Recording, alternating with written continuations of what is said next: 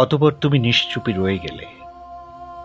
মৌনতার গভীরতা আরো আরো দীর্ঘ হতে থাকল। না বলা কথারা বাক্সবন্দী হয়ে পড়ে রইল হৃৎপিণ্ডের কুমঘরে। শব্দেরা পাঁজর ভাঙা আর্তনাদ নিয়ে নিঃশব্দের টুকরো টুকরো হল।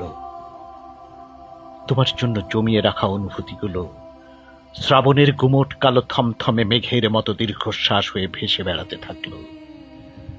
ছুঁয়ে থাকার তীব্র আকুতি নিয়েও তোমাকে ছুঁতে পারল না ঠিক আগের মতো। তুমিও ছুঁয়ে দেখলে না একটিবারের জন্য।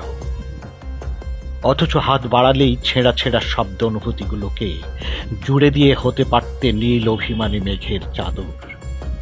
একটুখানি দমকা হাওয়ার মতো আলতো করে ছুঁয়ে দিয়ে অঝরে ঝরাতে পারতে শ্রাবণ মেঘের ঘ্রাণে ভেজা বৃষ্টির মতো সে মায়া কবিতা। এখন নিশ্চুপ সময়ের সাথে নীরব অপেক্ষার পথে শুধু নির্বাক একাকিত্বের ভার বহন করে চলে। পুরনো ডাকবাক্সে জমা পড়ে না আর কোনো চিঠি, উৎকণ্ঠা নেই, কথার ব্যঞ্জনা নেই, বাতাসে ফিরে আসার কোনো বার্তা নেই।